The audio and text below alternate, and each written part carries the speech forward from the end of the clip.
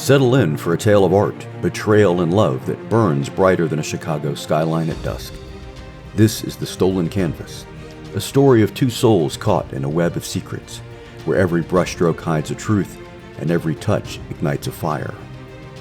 February in the Windy City, where the air is crisp, the stakes are high, and desire simmers beneath the surface. Let's dive in. Chicago's Gold Coast gleamed under a starlit sky, its mansions and high-rises a testament to wealth and ambition. Ethan Caldwell, private investigator, maneuvered his black Audi through the streets, the car's sleek lines a far cry from the grit of his past. At 40, Ethan was a man of contrasts, broad-shouldered, dark hair flecked with gray, hazel eyes that saw through lies, and a smile that could charm or disarm. Once a covert operative for a private security firm, he'd run ops in places he'd never name, walking a line between hero and rogue. Now as a PI, he had traded danger for discretion, but the thrill still called to him. Tonight that thrill came from Charles Hargrove, a gallery tycoon whose empire spanned Chicago, New York, Los Angeles, and Miami. Hargrove's Chicago Gallery, a cathedral of glass and marble, showcased 19th century American landscapes, sweeping prairies, stormy seas, each canvas worth millions. 4 paintings had vanished in 8 months, 3 from the gallery, 1 from Hargrove's personal collection at his lakefront mansion. The thefts were flawless, no alarms, no witnesses, no clues. Hargrove, 57, with silver hair and a predator's smile, met Ethan in his penthouse office, pouring scotch from a crystal decanter. "Find my paintings, Caldwell," he said, his voice silk over steel. "Someone's mocking me, and I don't take kindly to it." Ethan spent weeks dissecting the case. The gallery's security was military grade, biometric locks, infrared sensors, and guards with earpieces. Hargrove's mansion, a Gothic sprawl of turrets and stained glass, was a fortress.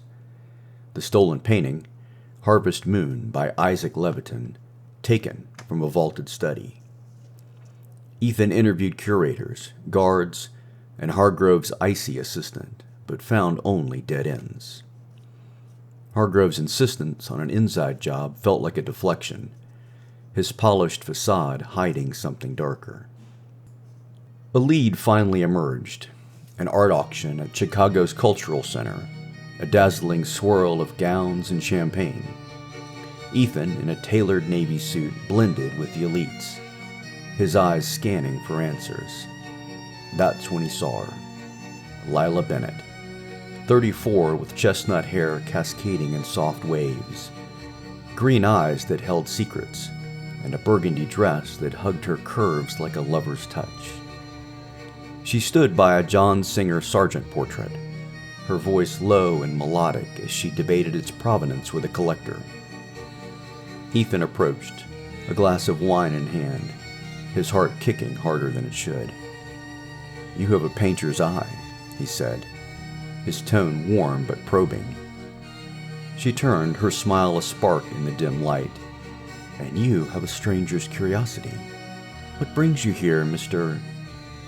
Ethan," he said, sidestepping his role. "I'm merely a consultant and intrigued by beauty that tells a story." He looked toward the painting before letting his gaze return to linger on Lila. Lila laughed, a sound that warmed the room. "Every canvas has a story. Some are worth stealing."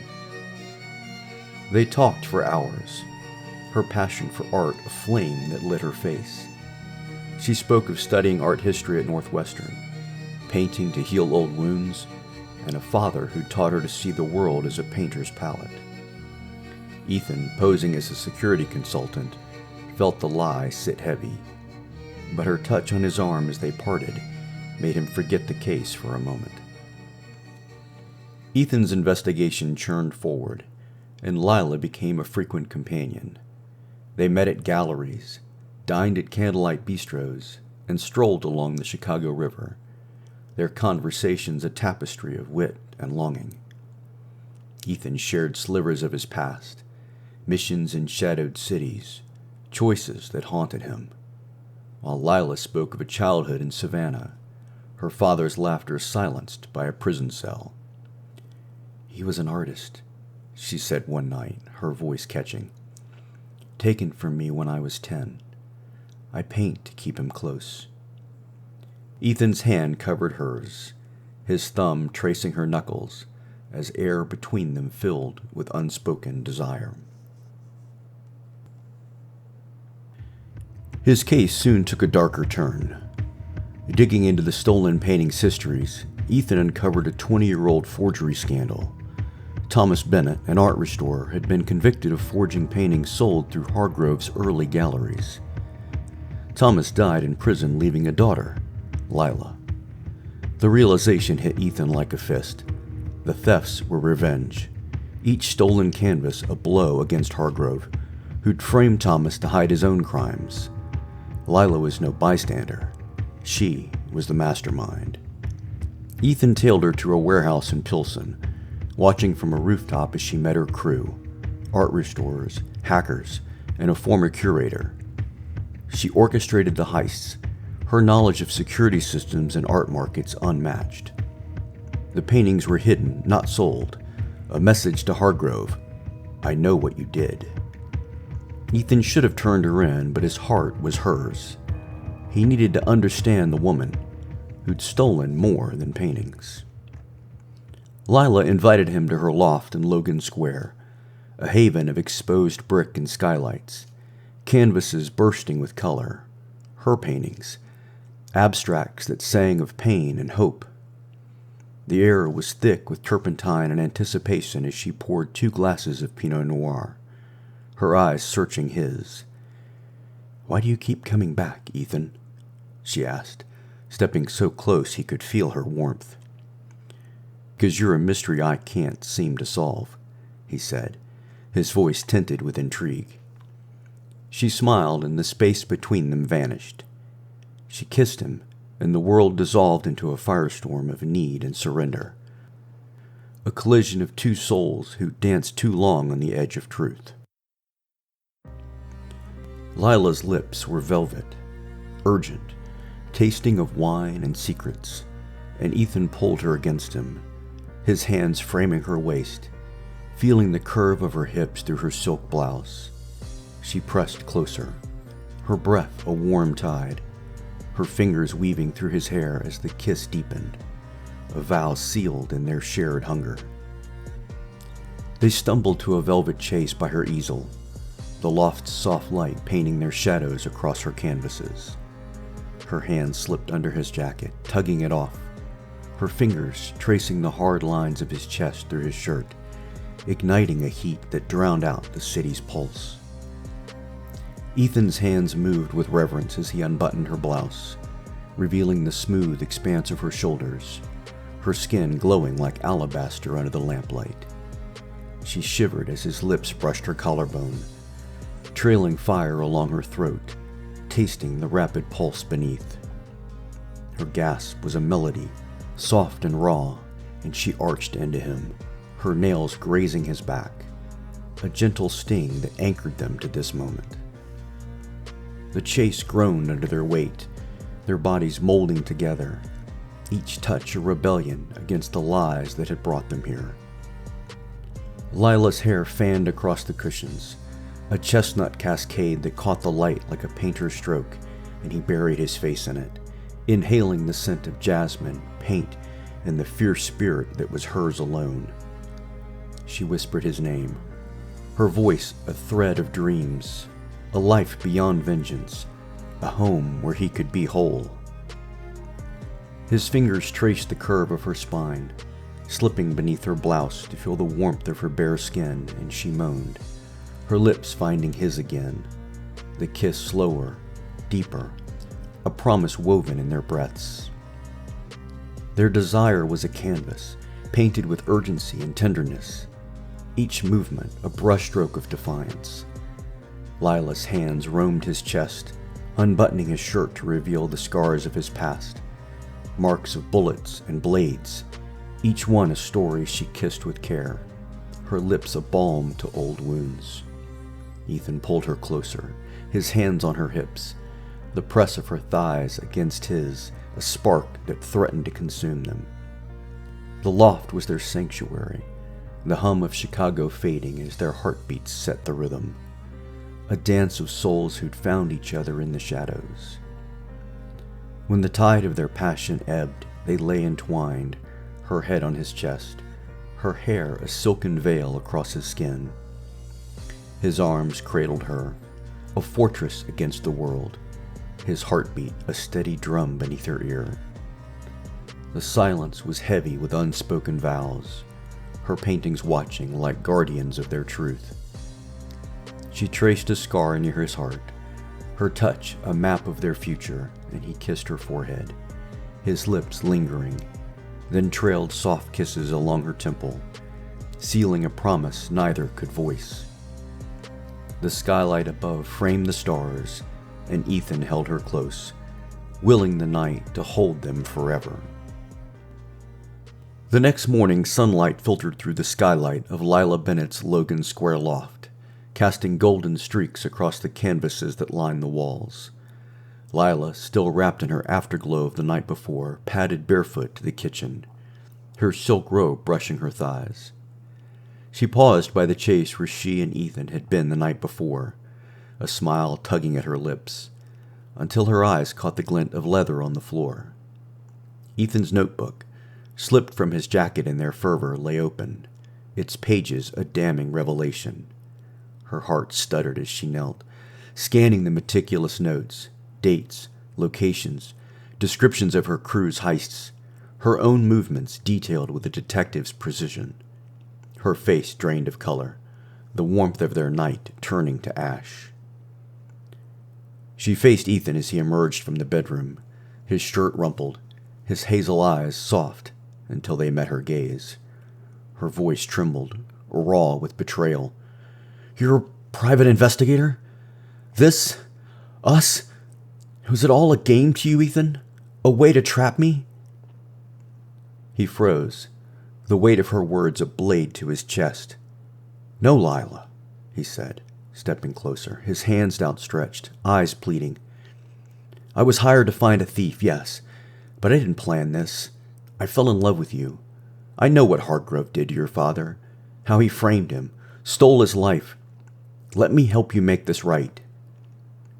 Her laugh was bitter, a jagged sound that cut through the loft, her green eyes glistening with unshed tears.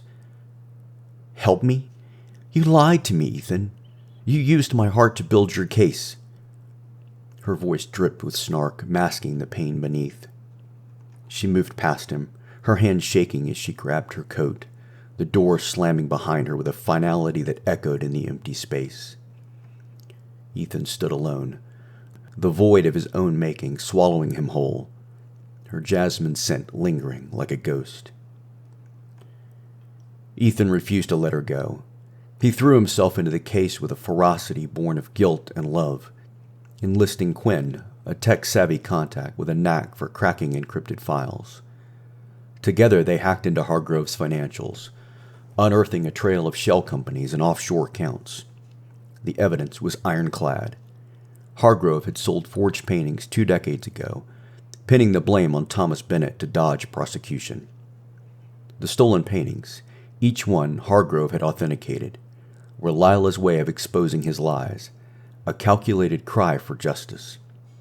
Ethan clutched the printouts, his resolve hardening. He had to find her, to prove he was more than his deception.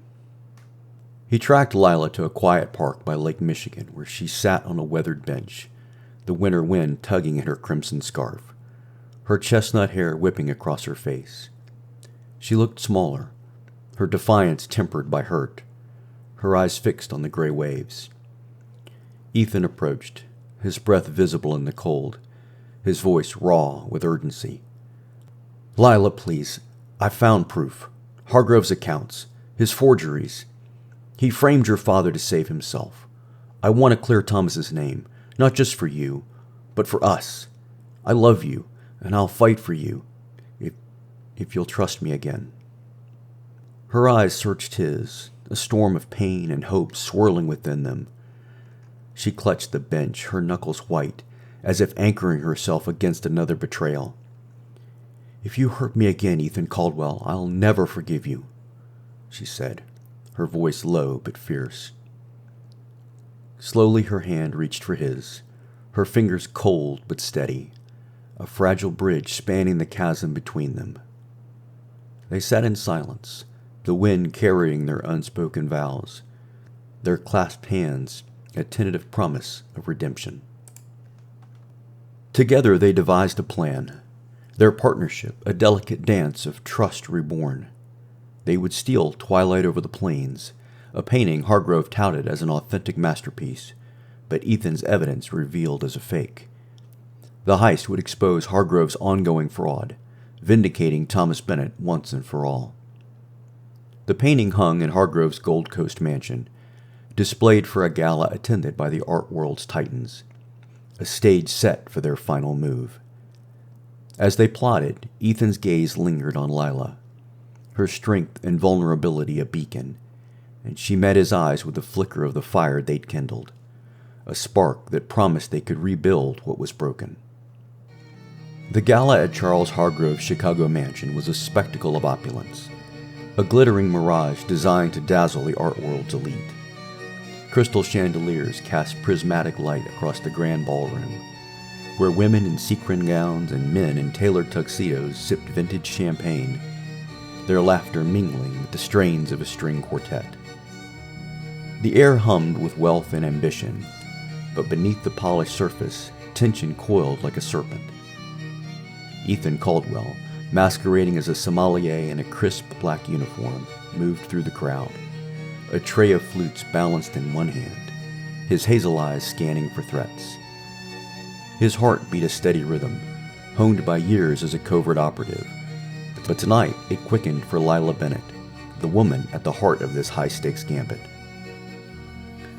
Lila stood near the ballroom's center, a vision in a sapphire gown that clung to her curves like a lover's caress, its deep blue hue mirroring the resolve in her green eyes. Her chestnut hair was swept into an elegant updo, a few tendrils framing her face, softening the fierce determination that Ethan had come to love.